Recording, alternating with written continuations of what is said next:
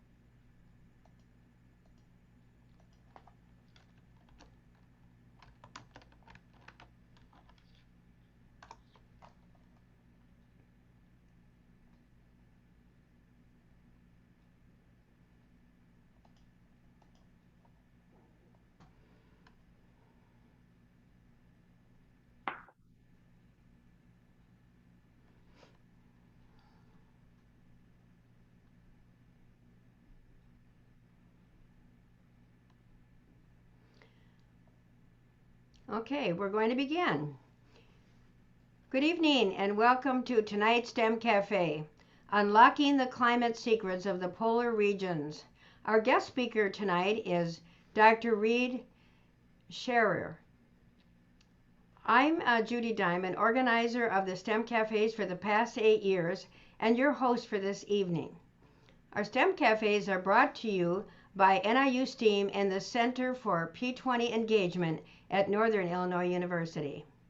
NIU STEAM stands for Science, Technology, Engineering, the Arts, and Math. STEM Cafes are fun, casual gatherings where adults can eat, drink, and chat with STEM professionals. Thanks to the generosity of our patrons, we are able to offer this STEM Cafe free of charge. Please consider making a donation so we can continue to provide engaging programs like this one. Any donation is appreciated. The link is on the PowerPoint right next to me, but I'll say it. go.niu.edu/give NIU STEAM. You can also find that on our website. If you put in STEM Cafes, you will be able to find that link. And tonight, our tech staff has put it on the chat. So if you, during the evening, would like to contribute, you can find the link on the chat. We usually hold our STEM Cafes in restaurants, so we look forward to getting back in person to our restaurants. But in the meantime, one of our partners, Fatty's Pub and Grill, is offering you a 10% discount if you order and then mention that you were attending this evening. For those of you that have not attended our STEM Cafes before, I'm going to tell you about our format. For tonight, we're going to have our speaker speak for approximately 1 hour. During that talk and following, you can write into the question and answer slot any comments or questions you have during his talk or right afterwards. Please don't put questions for the speaker in the chat, but if you have some technical issues that you need us to respond to, that would be a good place to put them. So we're going to be putting the questions into the Q&A. If anybody has any difficulty hearing, actually our participants can control their own sound. So you can go down to the bottom of your screen and you'll find a little microphone, and if you go in there you can adjust your sound yourself.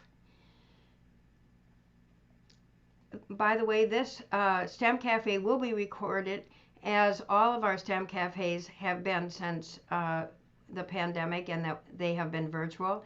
And you can find them about a couple weeks from now, because we are responsible for adding closed captioning to our recorded STEM Cafe event. And so you can go in, just put STEM Cafes into the search.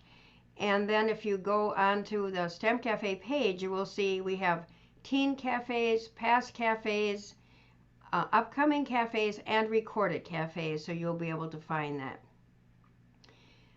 We welcome your feedback. If you are interested in providing us feedback or making suggestions for future STEM cafes, you can see the link on the PowerPoint to the left of the screen here, and also our staff has put that on the chat.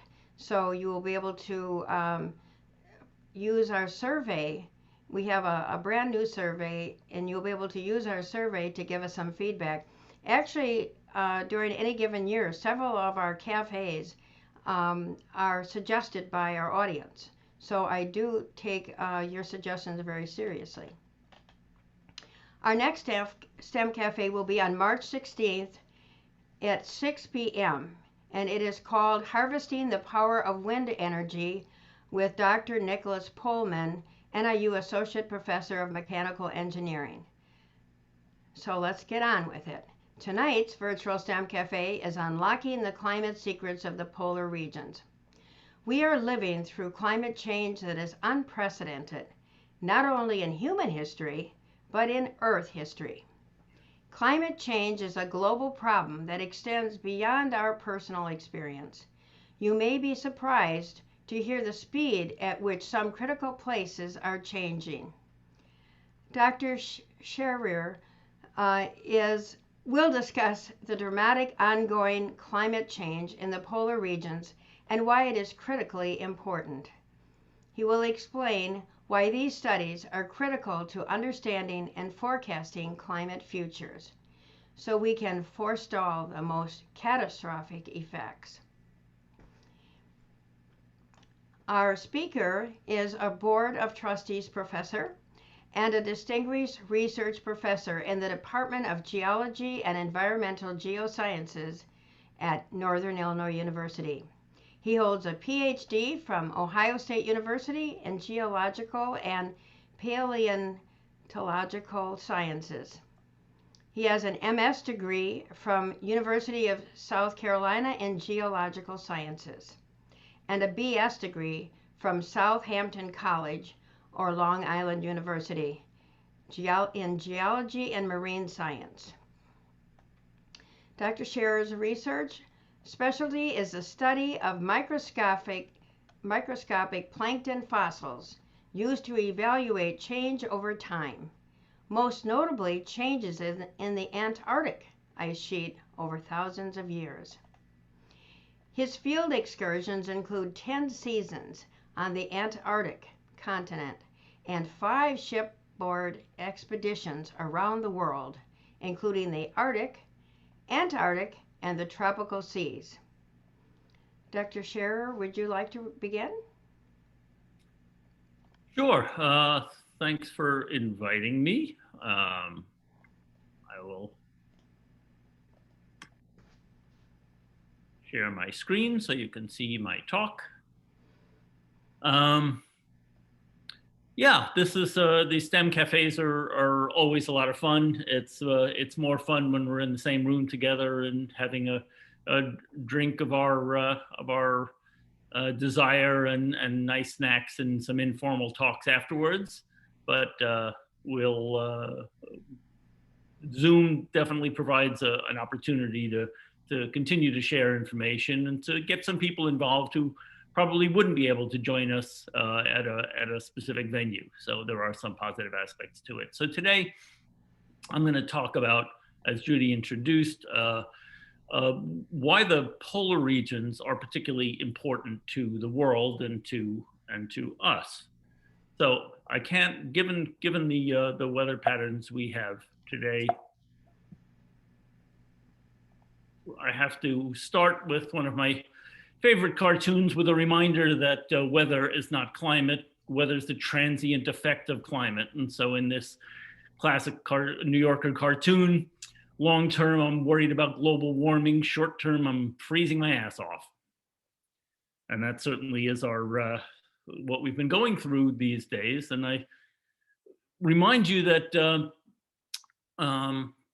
although we're undergoing something of a polar vortex now, 2 years ago at this time, I was out on a ship off of Antarctica and enjoying relatively balmy temperatures compared to what was going on over here. We have this huge blob of extra cold air that came rushing by here. And my daughter captured this screenshot of her phone on one particular day where the temperature was minus 22, expecting a low of minus 29 with a feel like temperature of minus 47. So that's what we're experiencing right now is not quite as bad as it was 2 years ago. But it brings to mind the fact that we have these weather events that seem to some to come counter to all the discussion about global warming. Of course, here's where we are now with this giant block of extra cold air pushing south. We're sort of on the margins of it, and Texas is getting the biggest brunt with the greatest deviation from normal temperatures that you would expect. And so, you know, many Democrats have been hoping to see Texas turn blue, and so this is not what they really had in mind. But I want to point out to you that yesterday it was colder in Houston, Texas than in Houston, Alaska. So the point is, things are not always in following what you would expect. And so we have this big Arctic invasion of air as the jet stream gets pulled further down, and so giving us a much colder than normal temperatures over a very wide area. But hey, what's going on up here? If someone were to say it's cold outside, so that means that global warming is not entirely true, well, they are certainly dead wrong, because I have to point out the tautology of the day, global warming is global. And what's going on in any particular area is not telling you what's going on somewhere else. Because if you look at the temperature anomaly over the Arctic, you can see that it is dramatically above normal there. So although we're experiencing below normal temperatures, they are experiencing above normal temperatures. Many of you might be familiar with a paper that came out last year by my colleagues in meteorology, Professors Walker Ashley and Victor Gensini, and they reported in this paper a projection that snowfall will be decreasing by as much as 38% by the end of the century, which seems to be telling a different story from what we have going on right now. But of course, both of these things can certainly be true because patterns change over time as climate changes.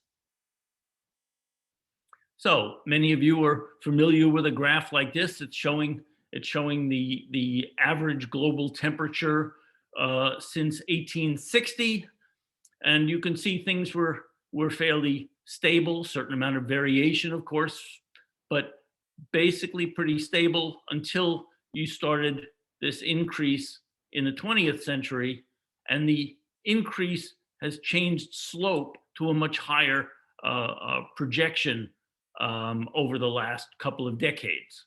So this is clearly a trend that's real.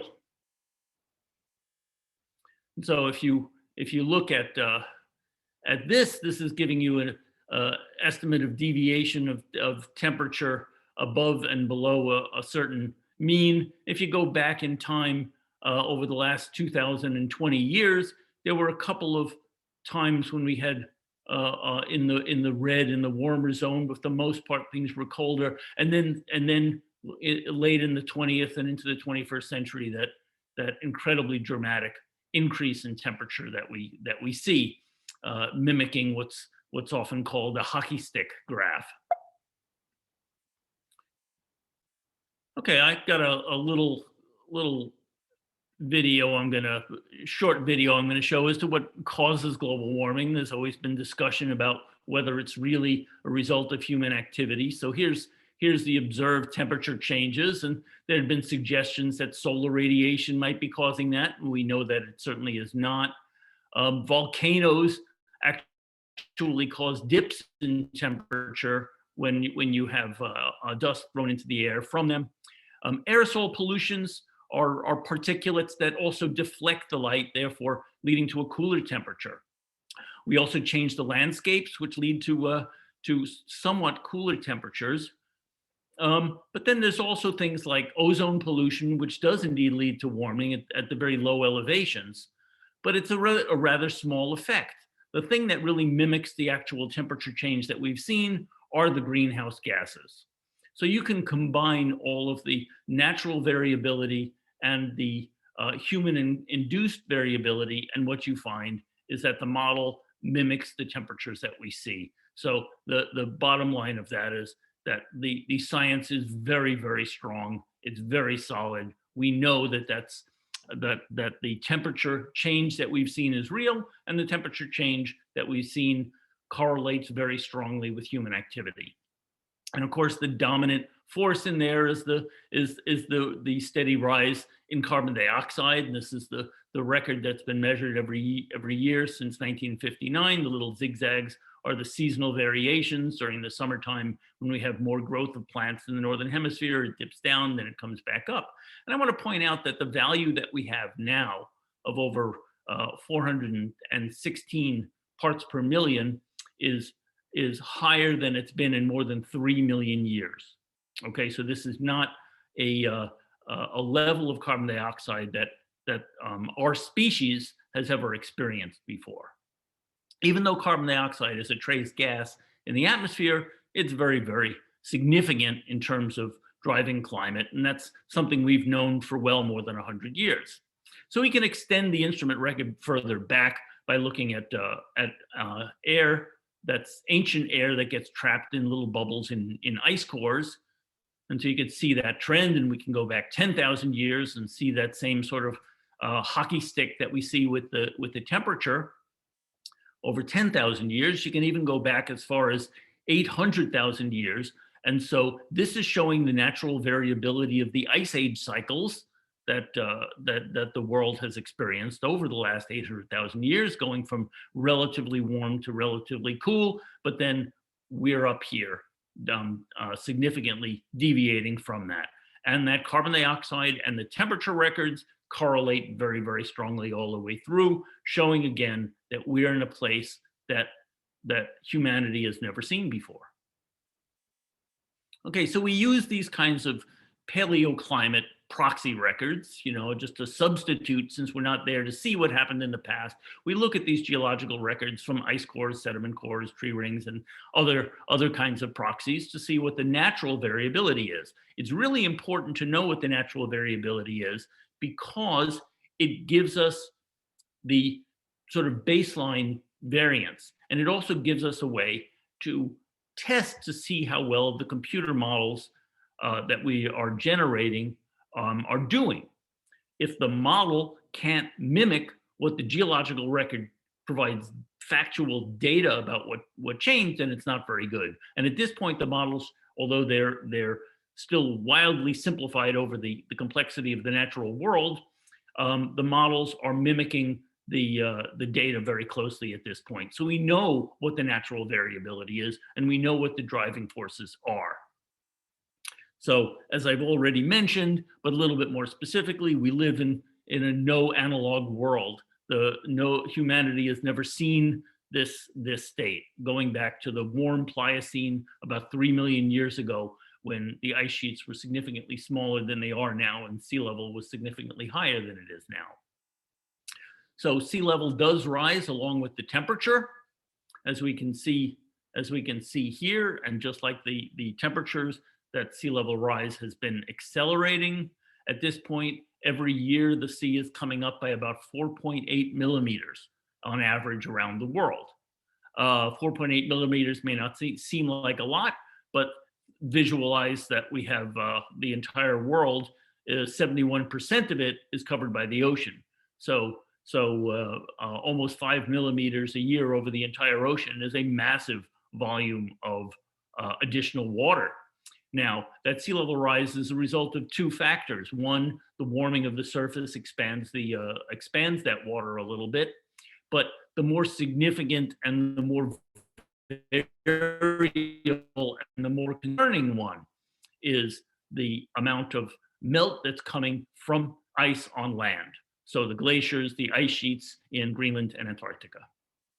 So let's talk about the polar regions, just you know, to make sure everybody's clear on the concept. I know you all are, but just it's always good to review. The Antarctic is the continent at the South Pole that's surrounded by mostly seasonal sea ice, and the Arctic is rather the opposite situation, where we have an ocean basin surrounded by continents, and that ocean basin is covered with frozen sea, so sea ice.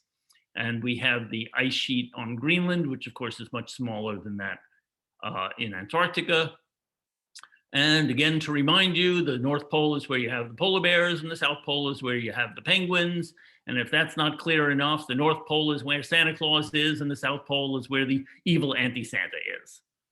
So, okay, we're all clear on that. So let's talk about what the issues are. Many, many issues, of course, but boiling it down to sort of the main ones that we're concerned with right now in terms of response to global warming is in the Arctic. We have the thinning of that sea ice that makes up most of the circumarctic. We also have a problem of melting permafrost and reduced tundra, and in the melting of the Greenland ice sheet. So those are three very different effects of the warming. Now, I'm not discussing today the ecosystem responses to these changes, which are very significant, and the human responses to them. No time to talk about those things, but I definitely want to acknowledge that there's a human toll to all of these, and an ecosystem toll.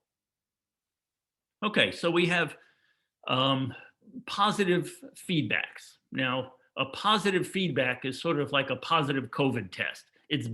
Positive is a nice word, but you don't want this. This is where you have a bad trend being augmented by something that's triggered that makes it even worse still. And so with regard to the loss of the sea ice as a result of warming, you have a positive feedback of reducing the surface reflectance, what we call albedo. So as the ice melts, you go from a highly reflective surface to either water or dark land, which is going to be absorbing the heat rather than reflecting it back out. And loss of the sea ice is also opening up the Arctic sea lanes, which is going to have a pretty significant impact on global trade and commerce, but it also has significant negative environmental impacts, as well as just the burning of more fossil fuels if we keep doing it the same way. I do want to point out that sea level is not impacted by melting of sea ice because it's just floating ice. Okay, melting of permafrost and tundra leads to significant changes to the landscape. We have landslides and habitat loss. You may have seen some of the images of Arctic towns that literally are getting destroyed and slid into the water or sliding down a hill, and they have to pull stakes and move the entire town. But there's a more insidious positive feedback from the melting of tundra and permafrost. There's a huge amount of carbon dioxide that is sequestered within those frozen grounds, and they're being released at a rapid rate. So that's also augmenting the global warming problem. And of course, the melting of Greenland leads to rising sea levels. Okay, in the Arctic, we don't have so much of a problem of melting sea ice. Our concern is mostly about the stability of ice that's grounded below sea level, mostly in West Antarctica. So melting of these marginal ice shelves and grounded ice. So here's where West Antarctica is. We'll be returning to talk about that in more in a few minutes.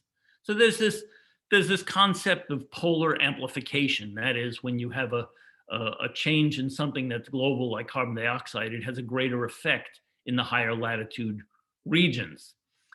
This graph is showing a variety of different climate models projecting what's going to happen into the future.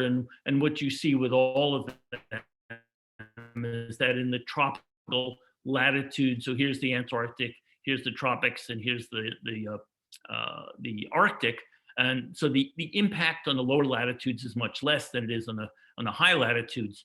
And here we can see the significant uncertainty that remains within that graph, but all of them are pointing toward confirming this concept of polar amplification, a greater impact of climate change on the high latitudes. So to this Tom Towles cartoon pointing out that we're now burning the candle at both ends, which is not a good thing to be doing. Okay, so let's talk a little bit about the sea ice. 2020, the Arctic sea ice reached its second lowest level on record. It wasn't a record breaker. The record was a few years earlier. But here you can see what the median extent was in peak summer when you average 1981 to 2010, and here's where it was just this past year. This is showing the thickness of the sea ice. The older sea ice, the multi-year sea ice is in white, and as you go to the darker blues, that's thinner and thinner ice, and the black is no ice at all. So this is showing just on this very short basis, just these 20 years from 2020 to from 2000 rather to 2020, the very dramatic change that's taken place in the Arctic sea ice. This is a little animation summarizing all of the satellite data, which we have from 1979 until now, showing the minimum sea ice for each one of those years with an overlay of the graphical representation of these data. And you can see that the trend lines start getting very, very much toward significant loss of that sea ice. So it's a really significant thing, and it obviously has a major impact on ecosystems as well as just overall balance of the environment.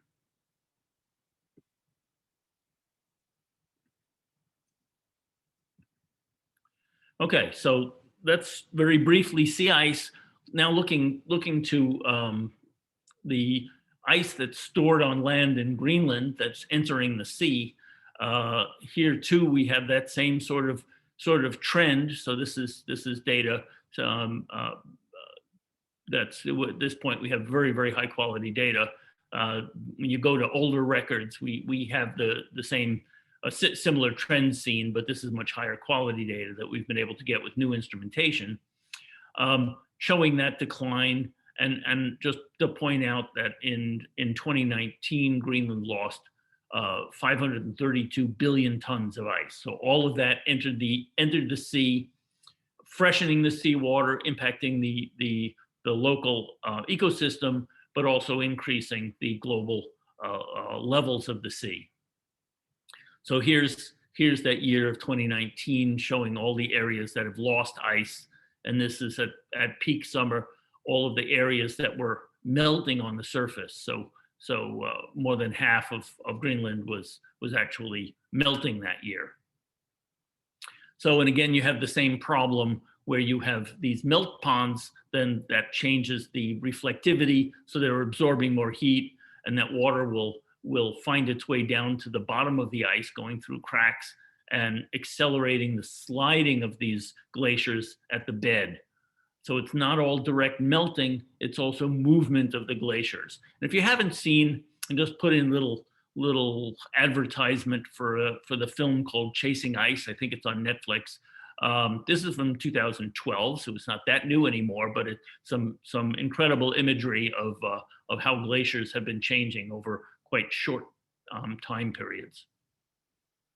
Okay, so in Antarctica, it's much colder than the Arctic, and therefore the melting is much less significant than what we have in the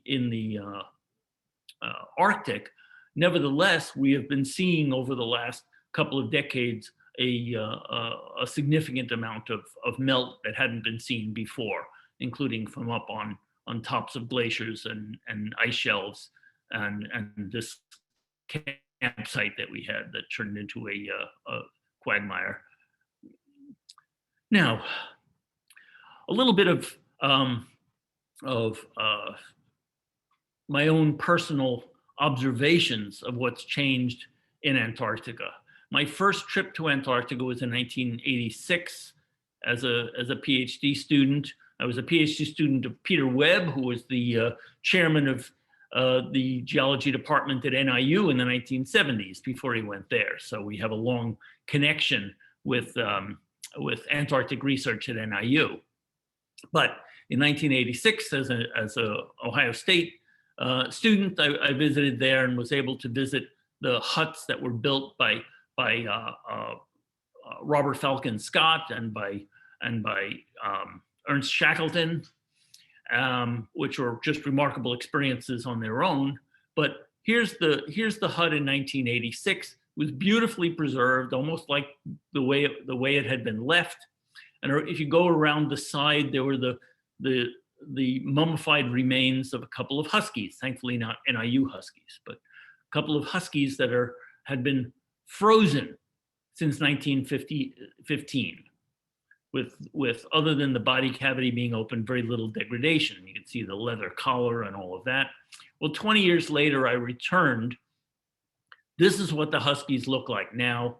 The rotting had become, the melting had become significant, and so the rot is really accelerating. And you can see the buildings themselves have got much more significant problems, including mold and decay.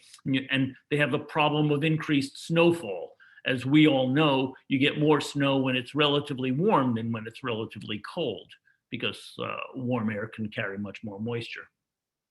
So that's a little anecdotal evidence of climate change that I've seen in my own career. Of course, most of my research is looking at much longer timescale changes and larger focus. So in the Antarctic, we don't really have any observed sea ice changes that are particularly worth mentioning today. The surface melt is still quite small. And the biggest impact that we're concerned about is the West Antarctic ice sheet and the ice shelves there.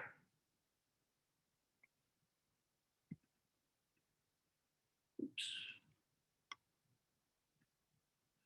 Okay, so some of the things that we've seen with regard to melting of the ice is that you're getting warmer ocean waters that are getting pulled up underneath these ice shelves. Remember, ice shelves are floating glaciers. They're not like sea ice, so they're very thick. And so those warmer waters are melting the underside of these ice shelves, which is leading to retreat of the grounding line. The grounding line is the part where the ice shelf touches the seafloor. And once it's touching seafloor, it's displacing water and becoming significant to sea level. And in fact, many of the smaller ice shelves have already collapsed. And this was sort of the first harbinger back in 2002, where this ice shelf the size of Rhode Island fractured and broke into countless small icebergs. And that took place over the span of less than 2 weeks. So it truly was a catastrophic change. So all of these are early signs of ice sheet collapse. So ice sheet collapse, that doesn't sound good. Indeed, it doesn't. So the effect of West Antarctic ice sheet collapsing would be to raise sea level just by itself around 12 feet, which would be displacing hundreds of millions of people around the world. But I tell you not to flip out just yet, because there's an awful lot that we still don't know and working hard to learn. So here are some of the really big questions that we have. First of all, is it inevitable that collapse is going to happen? And is it already underway? That's a really important question that gets debated by my colleagues. Some people think yes, some people are not convinced. Most important to that, in terms of such an event's effect on humanity, would be how fast. How long would it take for this whole thing to actually happen? If a certain threshold is reached, how long would it take before the ice really collapses? And then ultimately, the most important question of all would be, what are we going to do about it? Is there anything we can do about it? Can we realistically prevent such a catastrophic event from happening? Or at least delay it for enough time into the future that we could be better prepared. Now, clearly, none of these changes are something that would be taking place in just a few decades. It's a huge amount of ice. But over the span of maybe 100 years, maybe even less, or a couple of 100 years, we really need to know. So we think about Antarctica.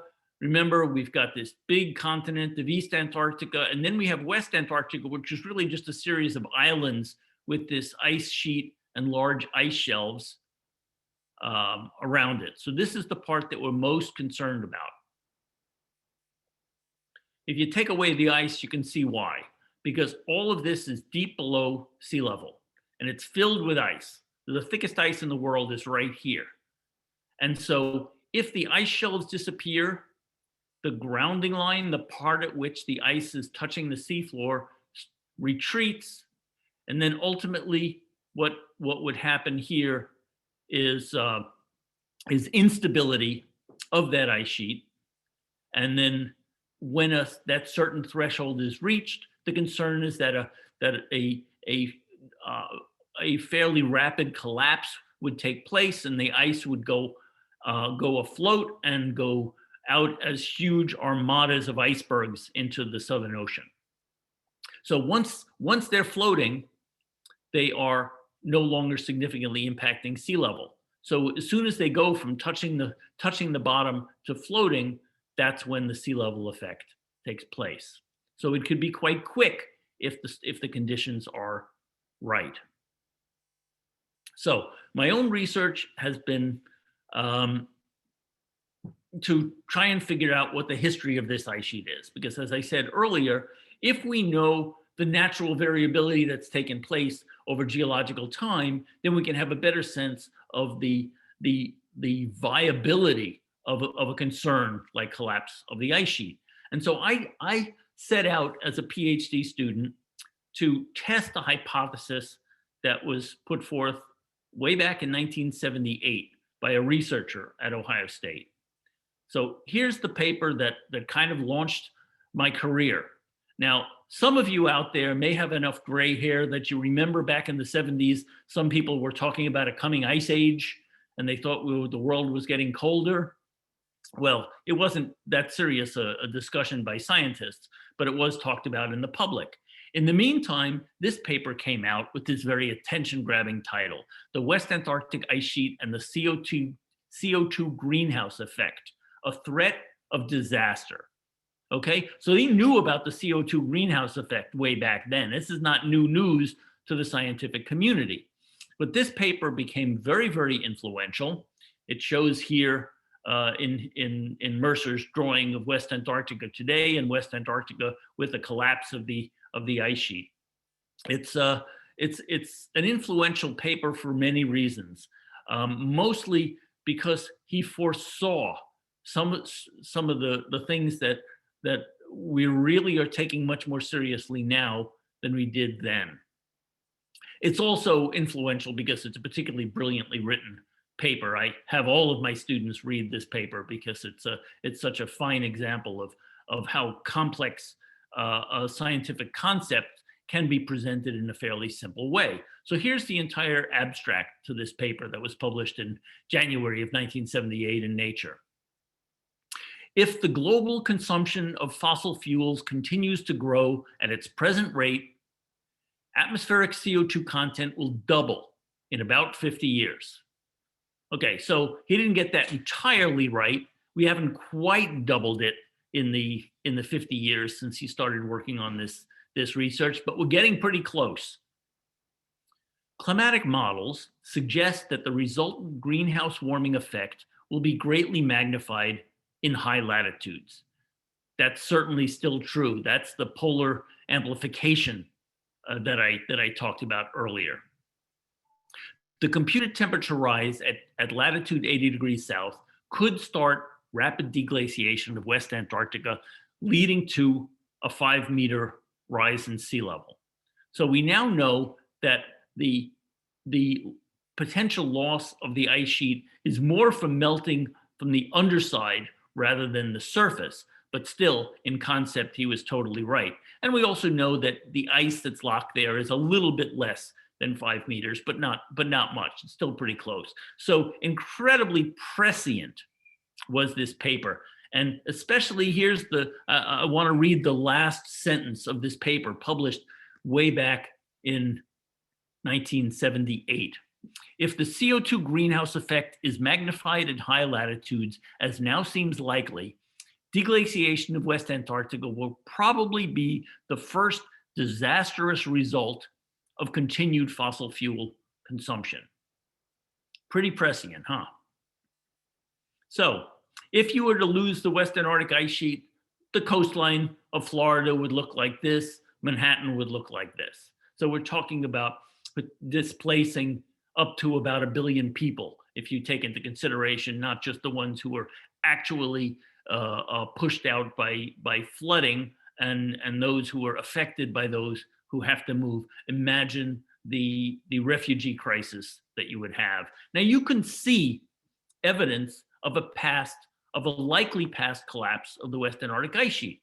If you go to many places around the world, including the Bahamas, this is San Salvador Island, and this little community is built on top of an ancient coral reef. That coral reef is 120,000 years old, indicating 120,000 years ago, the sea level was much higher. Because we know this is an area that hasn't had a lot of tectonic movements. Okay, so this is the sort of evidence that Mercer used to suggest that the West Antarctic ice sheet had collapsed in the past, and therefore there's a physical basis for being concerned about it happening in the future, especially as augmented by the additional carbon dioxide that we're putting into the atmosphere. But this is in the Bahamas, that's in Antarctica. It's not a direct measure of collapse of the ice sheet. So one of the things that I've been doing through my career, including this recent project called the Wizard Project, is drilling through the West Antarctic ice sheet. We did here, melting a hole through almost 800 meters of ice, collecting sediments from underneath. And those sediments underneath contain these microscopic fossils called diatoms, which are indicating that there was indeed open ocean over these areas in the recent geological past. So it's confirming the essence of Mercer's hypothesis that the West Antarctic ice sheet has a basic instability to it. And with a little bit of a trigger, it could go away in the future. And we're drilling long, more complete records of the ice sheet changes, proxies offshore of Antarctica. So 2 years ago, I was here drilling in the Amundsen Sea, which is one of the key areas. Oop, I have the arrow in the wrong place. It should be here, where most of those icebergs would be coming out. So we have a record in icebergs, and my students are studying the icebergs and the diatom records from there, or the record of icebergs. Okay, so we have this significant warming of the sea and significant melting and retreat of the glaciers around there, which seemed to be what Mercer was suggesting, and it's also happening a lot faster than even he might have imagined. So this is starting to get a little scary. I mean, I'm old enough that it's not going to be a problem for my life, but it could be for my grandchildren, certainly great-grandchildren. It's something we want to be very aware of and see if there's anything we can do. So currently in this area, the ice is thinning by 10 to 23 feet every year, and the glaciers are retreating at a rapid rate. In fact, a recent study has shown that between 2010 and 2016, 22% of the West Antarctic grounding lines, the place where the ice shelf touches the seafloor, they've been retreating by more than 25 meters per year. And once they retreat past this hump and get to where it starts getting deeper, that will continue to accelerate, and that would be the trigger of the collapse. And it's this slug of warmer water that's being pulled up underneath the ice shelf that's leading to our concern. So we have computer models. Now, computer models are always simplifying the actual world. So they're never perfect. They're never close to perfect, but they also provide us with a lot of very useful ways of understanding the world. And we can use the geological record to test to see how well these models are doing. So for example, we construct these models. I say we, I'm not the one who constructs the models. Two of my colleagues, Rob DeCanto and Dave Pollard, are some of the most prominent ice sheet modelers. And they have constructed this very, very sophisticated model that looks at the overall drivers of ice sheet changes with regard to climate. And then they can see, so if you start 3 million years ago, say, does the computer reconstruct the changes that took place between 3 million years ago and now, or 5 million years ago and now? Because we know from the geological record what the changes have been. And so if the model can reproduce those changes, then you know the model's getting pretty good. Then you can start playing games by turning up the dials. You start adding the extra carbon dioxide to the world and see what has happened over the short period of time and what will happen over longer periods of time. So by by their model, they can see what the West Antarctic ice sheet will do into the future without any added carbon dioxide or with added carbon dioxide. And if you continue the business as usual, meaning the amount of carbon dioxide we're currently putting into the atmosphere, we are headed toward an ice sheet collapse. Now, the hardest part is figuring out the rate of change. We still do not have good enough physics to really understand how quickly it could happen. But we've learned lessons over the last couple of decades of studying climate that the changes always seem to be faster than we predicted. If you look at the IPCC forecasts for climate change, that's the Intergovernmental Panel on Climate Change, every 5 years they come out with a new report, and they will often get criticized as being a gloom and doom or a left-wing document or whatever. In fact, they have very, very high bar of confidence. They will not enter anything that doesn't have better than a 90% confidence. And so things like the West Antarctic ice sheet, they didn't even have in their predictions because the confidence was not high enough. And of these predictions that we've made, they've turned out to be very conservative, and things, in fact, have gotten worse. They're accelerating much faster. So scary stuff. So what happens if we stop dumping all this carbon dioxide or slow it down, reverse the trend? Well, according to these models, the climate system is sensitive enough that by changing things, we can significantly delay the worst effects. So in other words, it's not too late to do something. People get very fatalistic. Oh, well, it's too late anyway, so what the hell, we might as well party as we go down.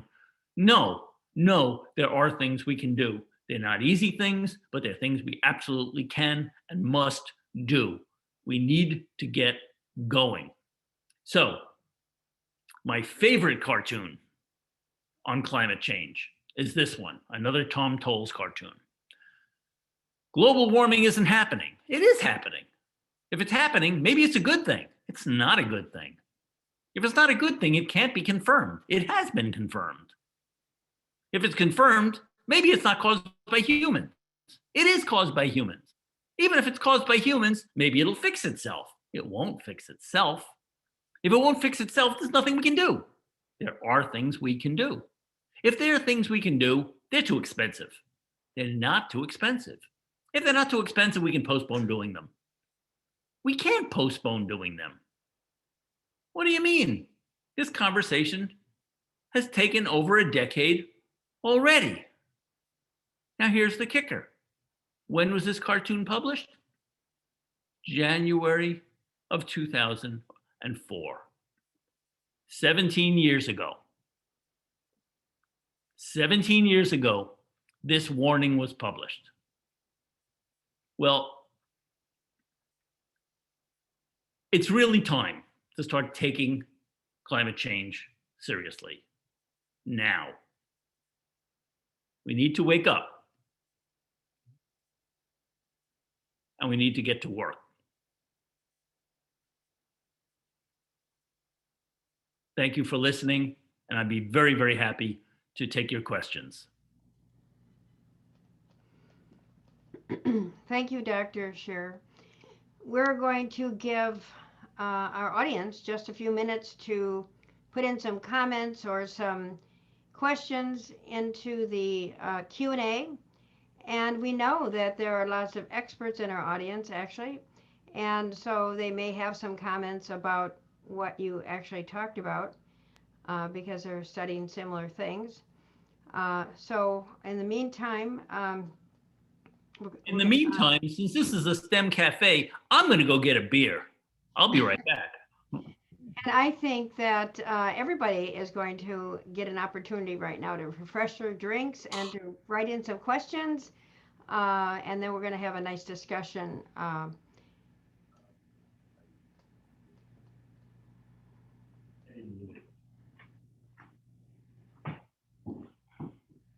Back.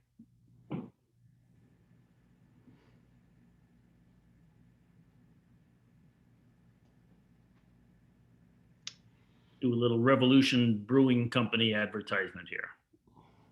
While people are thinking about questions that they might provide for you, I'm going to fill them in a few, a bit of information about NIU STEAM.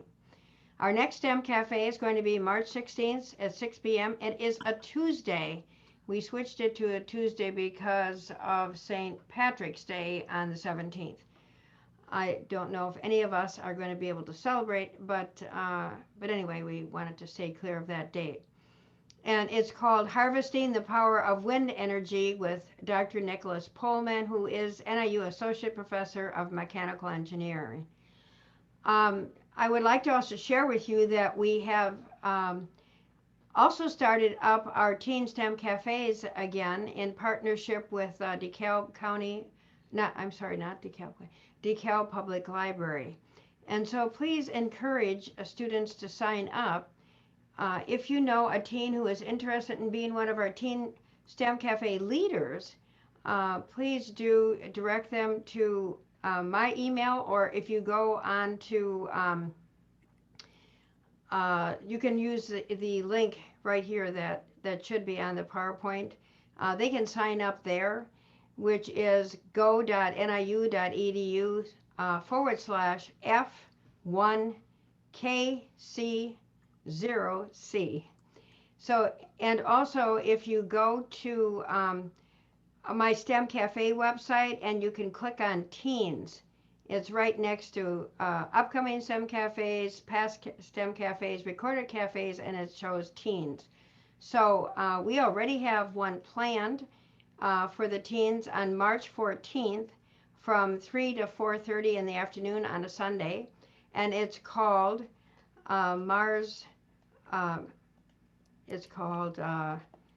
Moon Rocks and Mars Quakes.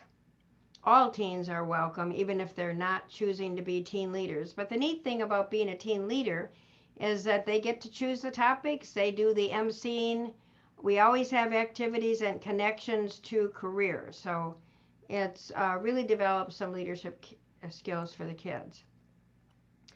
And we also, NIU STEAM has some after school programs called STEAM Studios, and the new sessions are beginning on March 1. So you're going to want to go to NIU STEAM on NIU's website and find the STEAM Studios, and the registration will be there. And these are fun after school programs with hands-on activities that allow for free choice and exploration, and the groups are small. So do we have any questions here? Yes, there were a couple of questions that I answered in the chat. Happy to if you can bring them up, I'm happy to read them out loud and answer them directly. I think we should do that. Would you do that? Yes, of course. Catherine asked what projects or expeditions are planned for the future. Well, I have been invited on the same scientific drilling ship that I showed you before, that I was in the Amundsen Sea off of Antarctica 2 years ago. I'll be going out on that same ship for 2 months in the Norwegian Sea this summer, looking at changes in the North Atlantic. I actually had been on that same ship drilling in the Arctic, just north of where we're drilling this time, back in 1993. So 27 years ago. Yeah. And so we'll be looking at changes in the north then, although some of that expedition is focused on looking at the much older record of a time period when the world was much warmer in the Eocene, so-called Paleocene, Eocene thermal maximum, which some people have considered a potential analog for where we're going now, because there was a very, very rapid increase in carbon dioxide and a huge hyperthermal event that led to collapse. There weren't very ice sheets then, but it led to extinctions of a lot of organisms on Earth. And so we're trying to understand that better on this much older event. Also, since you mentioned, something I've been doing is leading public trips to Antarctica with Abercrombie and Kent, who expedition cruising. So I did it for the first time in December of 2019, and we had scheduled an NIU alumni trip for January of this year. And President Freeman was going to be coming, and a bunch of other NIU people were going to take over the ship, and we were all really looking forward to it. And obviously that had to be canceled because of COVID. We're hoping that things will be fine and we'll be able to do it in December. And so if you're an alumni or not an alumni and are interested in joining that expedition to the Antarctic Peninsula, you can get in touch with the NIU Alumni Association, or in touch with me, and I can get you started. It's not cheap, but it's for a good cause. So those are my planned expeditions right now. So we do have a few questions here. What is the most important thing to focus on? Oh, with regard to focus on in terms of activities that could support the climate, I assume that's what you're referring to. Well, you know, every individual can make a difference. Now, I'm going to be blunt and say you're kidding yourself if you think that you know, recycling is going to solve the problem or something small like that. It is a bigger problem than that. And so the most important thing an individual can do, the most important thing, is to vote, because it is the policymakers, not the scientists, that make the decisions as to what policy changes get implemented. And so we need to have policy change implementation. That's critically important. Now, you should all do your part as individuals. I have solar panels on my roof and all of that, and happy to be making those contributions. But the most important thing, and the current administration has certainly made climate a very, very central theme, and I'm very, very heartened to see that, because we really need to be moving in the direction. The other thing that's changed, again, as a result of public pressure, General Motors has announced that they're going to stop making internal combustion engines. Carbon dioxide emissions from cars are one of the, or from transportation in general, is the largest emitter, and so that's the one we can make the biggest difference in over time. And so to have a company like GM announce that they're going to only produce electric cars, that's a huge vote of confidence for greener technologies to come. So we have another question here. Do you think the Arctic Sea ice loss is influencing the Antarctic changes? In other words, do you think that there is any interhemispheric connection? Well, there certainly are interhemispheric connections. That's a very deep question you ask. Things happen on different time scales. So when you're talking about loss of glacial ice, that's obviously going to have a global feedback in sea level, and loss of sea ice has an effect on the atmosphere, and the atmosphere is constantly mixing. So yes, there are definitely interhemispheric connections that take place, but they're both happening. They're influencing each other, but they're also operating on their own time scales, or on their own inertia. We have another question. Appalling that our federal leadership over the past 4 years has been so anti-science. Do you and your colleagues have any opinions about how the U.S. political change may improve this problem? Well, thank you, and nice to see you and Ellen joining today. Well, I had become very skeptical about change because this scientists are not politicians, and we make our decisions based on the data that we see. We're also humans, so we may be wrong, but we don't make a knee-jerk reaction. We go to great lengths to avoid biasing our own decision making and try to be independent. And it's so frustrating when we have something, especially something like climate change, where the science is so powerful and so overwhelmingly strong, and then you bring it to the policymakers and they just dismiss it out of hand. Either dismiss it because they don't care, or dismiss it because they read something on the internet that says something else.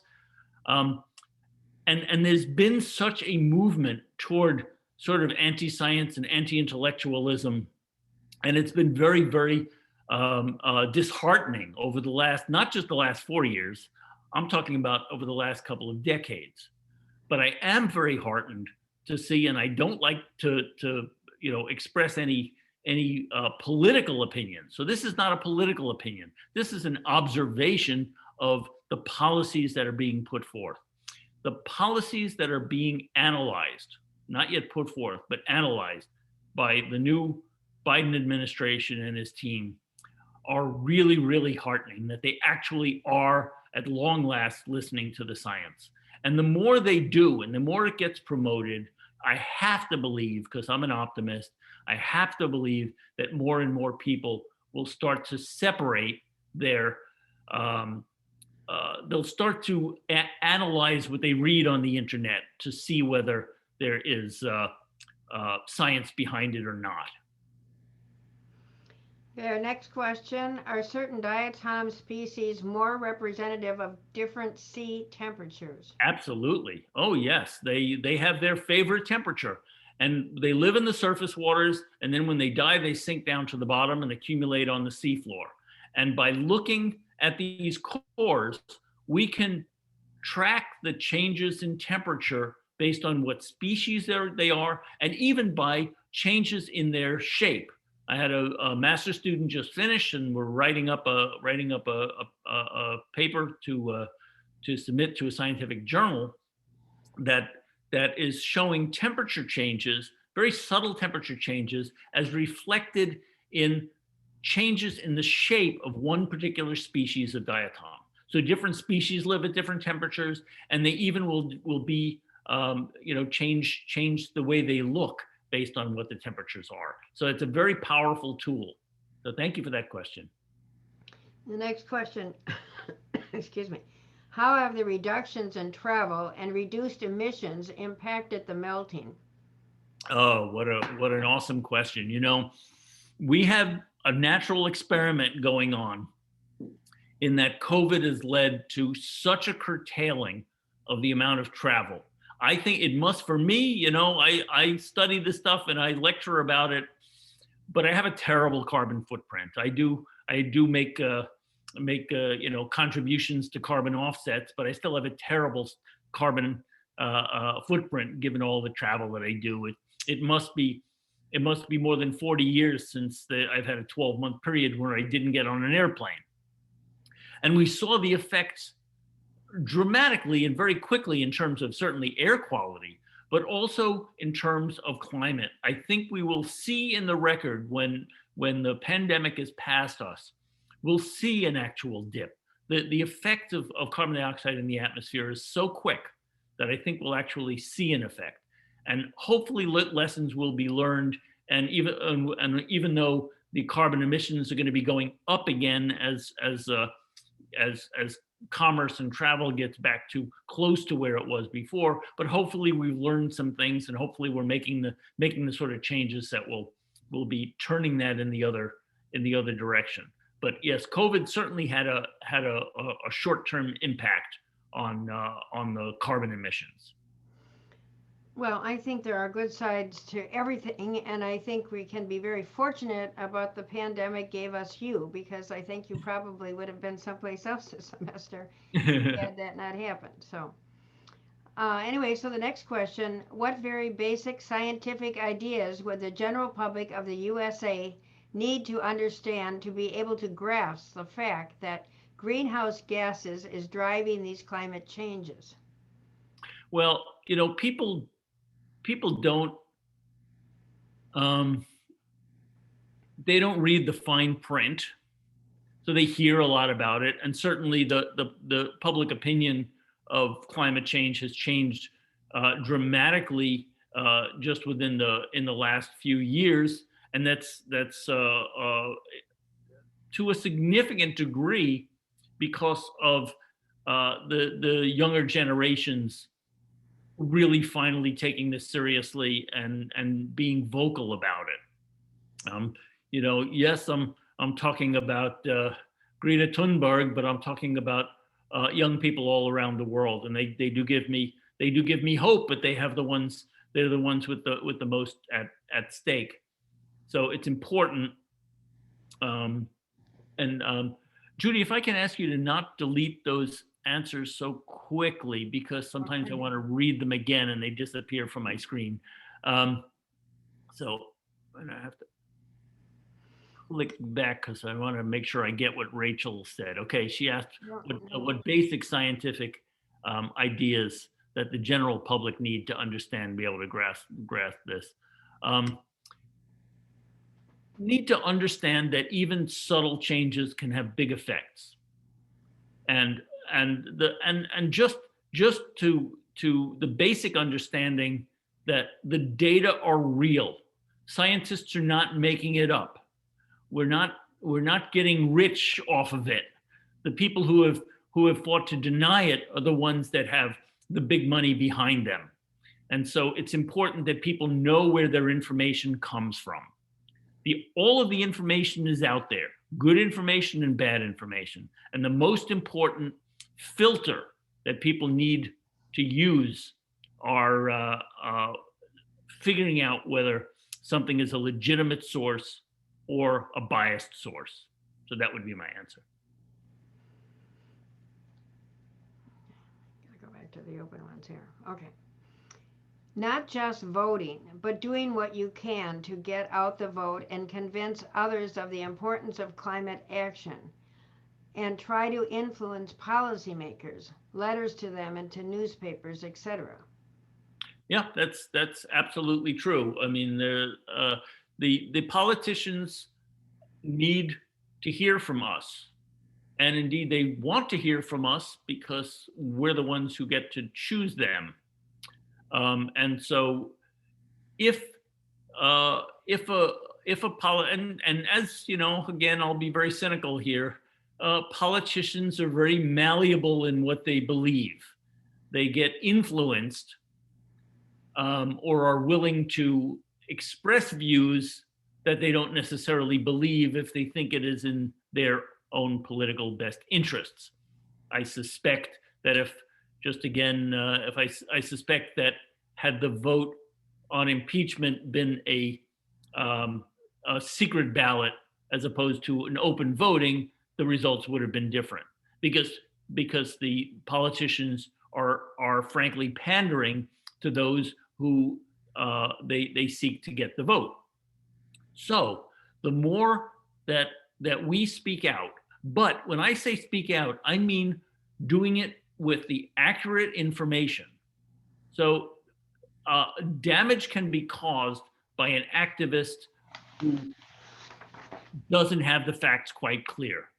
So speaking out also has a responsibility for of making sure you know the science and the facts, not necessarily to the level of a scientist, but at least so that when you're speaking of something, you're doing it with authority, and then you can be listened to, and then you will be respected, and that will influence the politicians. So yes, voting is a private matter.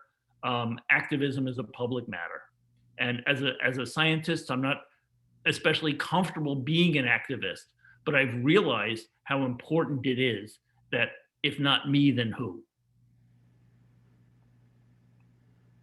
I'm going to remove this now. Okay, thanks. All right. Let's see. On our trip to Scandinavia, we visited a nautical museum in Oslo, excuse me, Norway, that has preserved 2 large sailing ships that were used by historic expeditions to the Arctic and Antarctic by famous Norwegian researchers. Yes, I have those. The Fram, which was the ship that Amundsen and Nansen used both in the Arctic and the Antarctic. That's a wonderful museum. I've been through those ships myself. All right, here's one. Do you have insights to the work done by archaeologists, biologists? It seems like these changes in Antarctica and the Arctic are an unprecedented window to the past. Oh, yeah, indeed. Well, you know, obviously humans have not lived in Antarctica. It wasn't even visited until, you know, by whalers and explorers and eventually scientists, but no one actually lives there. So there's not much, the archaeological record there is just of explorers. But the Arctic, of course, has got a very long history of the peoples of the circumarctic. And so yeah, they provide a really unique component to understanding the impact of change over long periods of time, not just over the last couple of decades or centuries. Peoples have lived in the Arctic for thousands of years.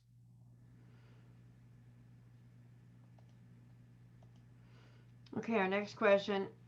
It all starts with earth science education for our nation's students so they can become informed citizens. Oh, I certainly agree with that. I think I think the public school education, I'm afraid for many, the earth sciences uh, don't play as much of a role in public education as it should. People don't realize how geology and earth science, environmental science integrate all of the other sciences. You know, I like to say you can be an excellent physicist or chemist or a biologist without knowing that much geology, unfortunately. But to be a good geologist, you also have to understand physics and biology and chemistry. So I like to think that geology integrates the sciences better than the others, and I wish it were better taught in the middle schools and the high schools. I think that would be a great opportunity. Geology as a field of study is usually discovered later on. I saw a note from Rachel Vigor. She's a great example. She got her degree in geology at Mount Holyoke College, but for her first 2 years, she wasn't sure she was a German major. But then she discovered geology, and she's my niece, and I remember her specifically as a junior sending me an email saying, "Uncle Reed, why didn't you tell me that geology is so awesome?" It's a major that students find later rather than gravitating towards earlier. Well, I think that's why we have some of the general courses in the first 2 years of the bachelor's degree. And one of the persons that works at the salon that I go to, somehow when I said that I was with NIU, she mentioned your name immediately. And she said that she had this course as one of those choices that you can make in your freshman or sophomore year. And she was very excited about it. So I think there is a good reason to have those courses to get people excited and that they have good choices. I think it's very interesting that you mentioned that there is no pure science that you do. I'm so glad that you said that you have to have chemistry and biology and all of that in your study as a geologist. And so most professions and most careers, I think, go over several of the sciences. It's not just pure science, the physics and all of that. They cross over, is what I'm saying. And I also want to mention, integral to science is also the arts and literature, because you can so much better appreciate the science when you also see the beauty. I firmly believe that, and if you can, you'll be a better scientist if you love to read and you love the photography or drawing or any of the arts. I think it elevates both fields when you integrate all of them to make STEAM. I had just an observation. I think that there are certain words that sort of polarize people. That this is very much a global issue, a global problem. But how do we convince people that, I think a lot of people think like, oh yeah, it's probably happening in China or someplace else. How do you get people to realize it's about your own backyard? Because it's easy to dismiss it as, oh yeah, it's affecting Antarctica or someplace else, but it's not going to be affecting me. Well, it affects everyone. It will affect your children, grandchildren, etc. So you got to take the long view.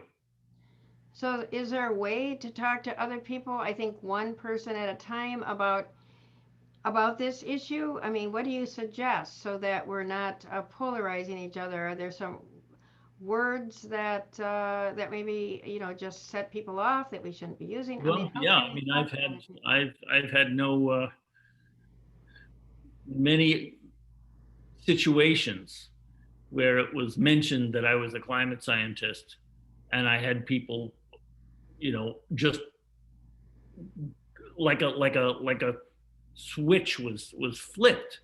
and this rage came out. I mean, nothing less than rage. In fact, if I can just tell this one brief event. It was New Year's Eve, and I was at a restaurant with my wife. And so it was New Year's Eve, so everybody was in a good mood. It was just the two of us at that point. And there was a table next to us with a couple of people. And so everybody sort of chatting, and I had just come back from Antarctica.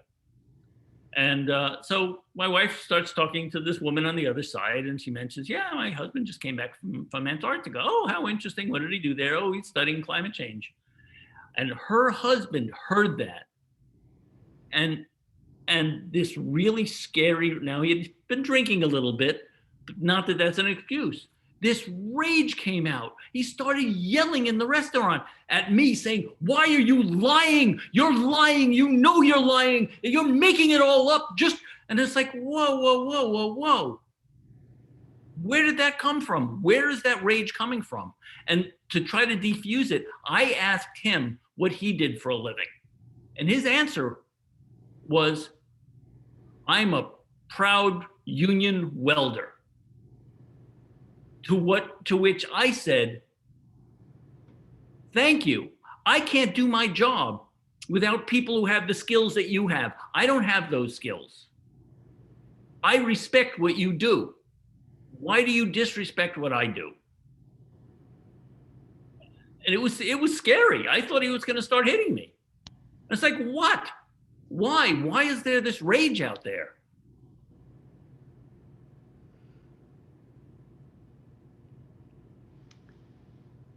We have to defuse it. We have to defuse it. And the only way is to listen. And I think, by letting him talk about what he was proud of in his life was the way to do it. Yes. So, we sort of need to step back and listen to the other person for a few minutes, or to ask those questions. I think asking a question is a good strategy. Yep. Because we have to do this one person at a time. I think it's not. And unfortunately, there are people who have their worldview and will not listen to another worldview, and that's a shame, and it's dangerous at times.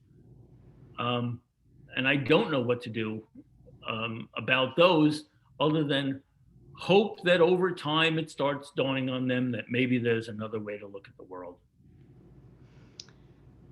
I try not to judge, but it's hard not to judge when someone is assaulting you.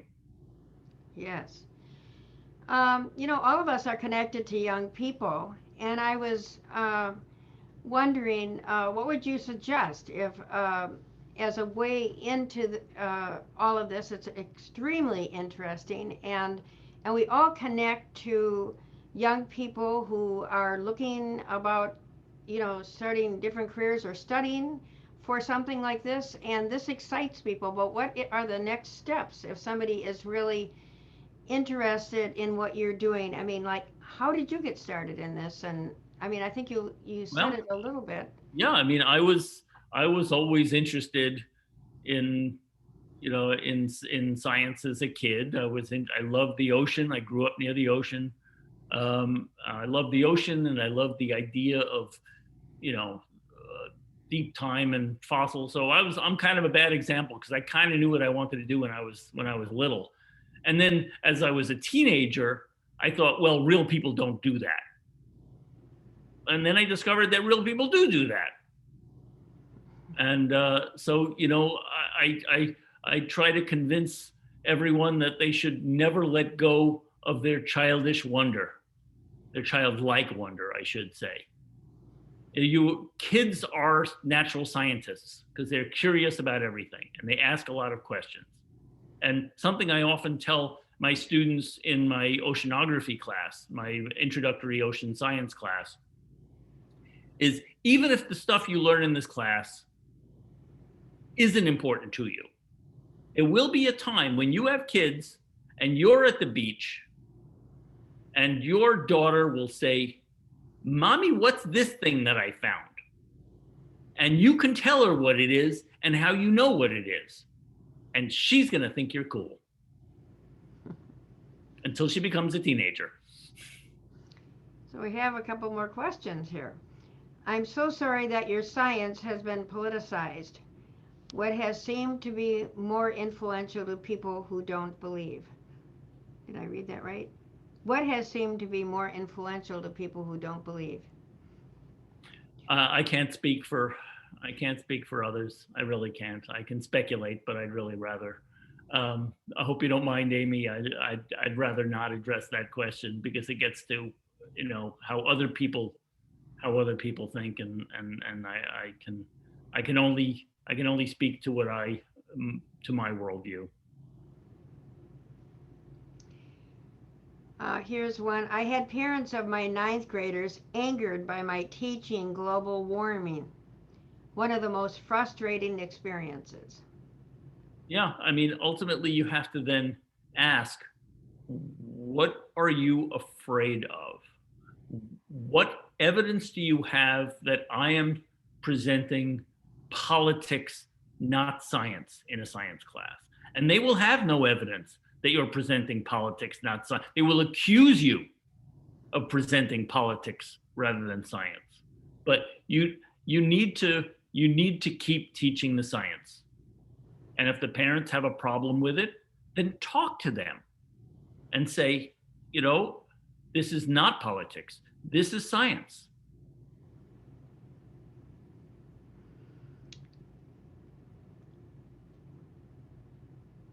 Okay, well, we still have some more, or that's about it for now? I don't know. I guess what's the most important thing that you would like people to take away from your talk today? Well, I mean, I think everyone who tuned in already understands that just because it's cold doesn't mean global warming is a hoax. I think you all get that, even if some people don't. So what I'd like you all to take away from this is that this is the issue that will define human civilization going forward.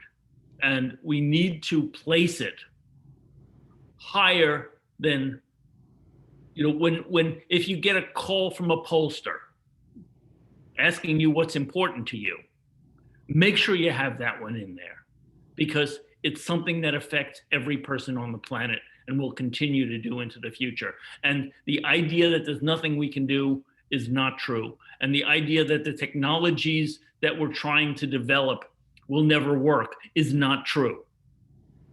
And the idea that our economy is built on fossil fuel and we can't survive without it is not true.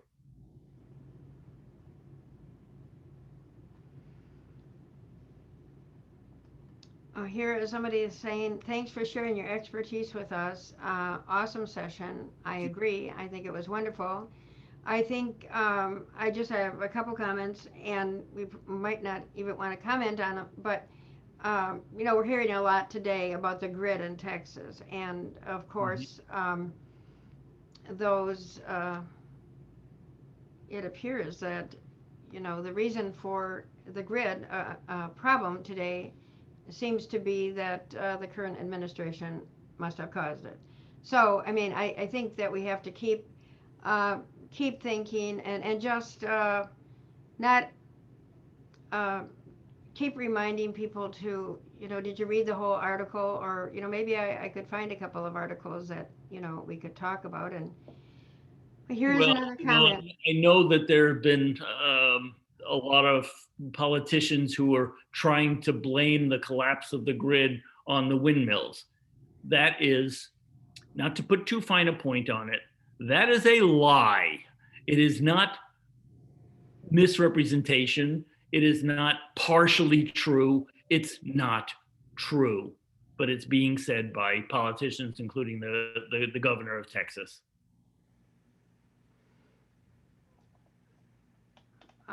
Here Windmills work quite well around here, even in the cold. Here we have a question. Several of them here. Comments. Did I read one about civilization exists by geological consent, subject to change without notice. Nice. And here's one. Thank you for the gifts you gave us this evening, including your personal opinion, passion, and expertise. No, you're more than welcome. Thanks for tuning in. And thank you for your passion and search for understanding. And we have a question. Is renewable energy really the answer given the adverse environmental impacts that come along with these technologies? Well, nothing doesn't have a downside. Everything has some downsides. Okay. Um, the yes, renewable energy is the answer. No question about it. We're not going to keep using fossil fuel. That's 19th century technology. It's not even 20th century technology. It's 19th century technology. Actually generating electricity by burning coal is just absurd in this day and age. We can do much, much better than that. There are something that's a concern with solar panels are the mining of rare earth elements. There's a whole lot of things that are potential environmental issues associated with them, but there's no question that the problems with them are much less than is often promoted, and the problems with the fossil fuel industry are including health and safety are significant. And as a given that choice, I will take the renewables, and we also need to continue to work to develop the technologies that will carry us further into the future. So the current wind and solar technologies are not sufficient. They are much better than anyone predicted a couple of years ago. They're much cheaper than anyone predicted a couple of years ago. But we do need to develop new systems, new grid, lots of other issues. And that's beyond this is now my personal opinion because I'm not an expert in that field. Yes, it's my understanding that every type of energy source has its downside, but Of course. and it depends on where you live as to which one would be the best answer. Yep. I just had one question about pseudoscience. So how do people know whether it's pseudoscience or the real thing? I mean, what are some tips? Well, here I'll tell you. When you're reading the internet now, this was a public lecture, and I didn't have citations for everything that I had there.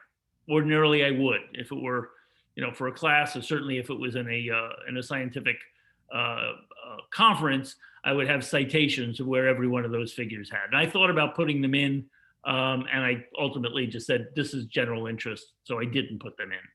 But I don't just Google something to find an image and throw it in. I look at what the source is. Is the data from NASA or NOAA, or is the data from some website with a mysterious name? And if it's a website with a mysterious name, you could drill in and ultimately see who's funding that website. So you can find, sometimes it's murky and it's not always obvious. And it's so easy to Google something and click on the first one. But you really need to look at what the source of the information is.